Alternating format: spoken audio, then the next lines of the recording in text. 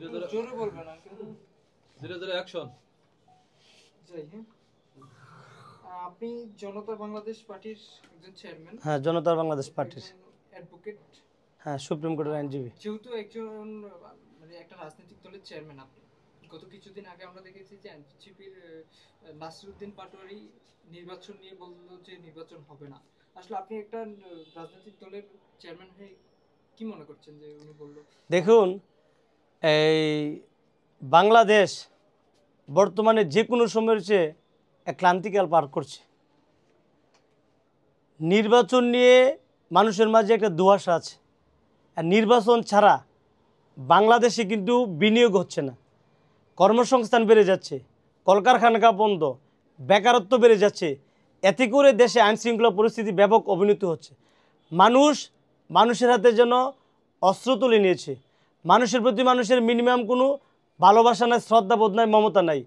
আজকে মানুষের বিরুদ্ধে এক যুদ্ধের মতো লড়াই করছে, কার সম্পদকে ভক্ষণ করবে।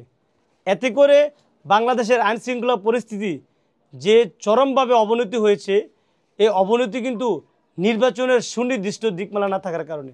যখনই ডক্টর ইউনূস সাহেব বুঝতে পারলেন যে এই এনসিপি নেতৃবৃন্দ তাদের মানে অহংকার অহমিকা দর্পপূর্ণ এবং এই অরাজনৈতিক কথাবার্তায় বাংলাদেশ যখন অস্থিতিশীলতার দিকে যাচ্ছে এবং আইন শৃঙ্খলা যখন দিন দিন চরম অবনতির দিকে যাচ্ছে, যেখানে একজন সাংবাদিককে দিনে দুপুরে গরুর মতো জবাই করে হত্যা করে, এমনকি সোহাগকে প্রকাশ্যে দিবালোকে মিটফুটের মতো জায়গায় মানে প্রকাশ্যে হত্যা করেছে, এবং দৈনিক 5 থেকে 6 জন বা 7 জন 10 জন লোককে নির্বিচারে হত্যা করা হয়, বিচারহীনতা হত্যা করা হয়।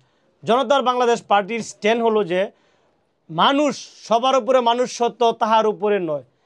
আমি বাংলাদেশি নাগরিক, আর এই রাষ্ট্র দ্য স্টেট আমাকে সর্বোচ্চ মর্যাদা কিংবা আমাকে নিরাপত্তা দেওয়া উচিত। সেখানে রাষ্ট্র আমার দিকে কোনো খেয়ালই নেই, বরঞ্চ মানুষ তার নিজের নিরাপদের আশ্রয় খুঁজে মানুষ এখন ঘর থেকে বের হয় না, এবং বেরোলে সন্ধ্যার পরে বাসা চলে যায়।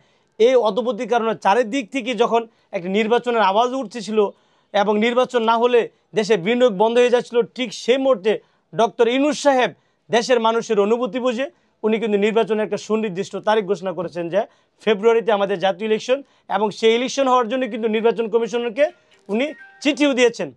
কিন্তু আমরা দেখেছি এর পরক্ষণেই এই জামাতে ইসলাম, এনসিপি, চরমোনাই তারা আসলে নির্বাচনের বিপক্ষে। তাদের স্ট্যান্ড হলো যে এই মুহূর্তে যদি ইলেকশন হয় তাহলে বিএনপি হয়তো জিতে যাবে, তো বিএনপি জিতে যাবে এবং তাদের ভোট বাড়বে। নির্বাচন যদি লেট করে সময় কালক্ষেপণ করে হয় তাহলে জামাত হয়তো ক্ষমতা আসবে, এটা জামাতের ধারণা। এনসিপি সুসংগঠিত হবে, বেনিফিট হবে।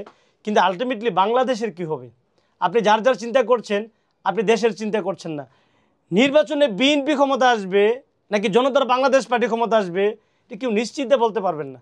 ভোট হওয়ার পরে আপনি বলতে পারবেন যে আসলে কে ক্ষমতা আসছে। কিন্তু বাংলাদেশে নির্বাচন জরুরি। এই দেশ বাঁচাতে হলে আপনি এই 16 বছরের ফেসিস্টকে বাংলাদেশ থেকে আমরা বিতাড়িত করার অন্যতম উদ্দেশ্য কি? এই সরকার নির্বাচনহীনতা, নির্বাচন ছাড়াই 16 বছর, এবং জনগণ ভোট দিতে পারে নাই। যেই ছেলেটা জন্ম হয়েছে তার বয়স 17, তো সে ভোট দিতে পারে নাই। ভোট দেওয়া একটা মানুষের মৌলিক অধিকার। আমি ভোট না দেওয়ার কারণে যে আন্দোলনটা হয়েছে, এই আন্দোলনটা কী কারণে? যে একটা ফেসিস্টকে বাংলাদেশ থেকে বিতাড়িত করার জন্য, এবং দুর্নীতি, লুটপাট সকল কিছু মিলে শেখ হাসিনার প্রতি মানুষের যে তীব্র আক্রোশ, ঘৃণা, বিদ্বেষ, এইটা এই পুঞ্জীবিত ক্ষোভ কিন্তু একটা গণজাগরণের তৈরি করা হয়েছে। এই ছাত্ররা, সমন্বয়কদের মূল উদ্দেশ্য ছিল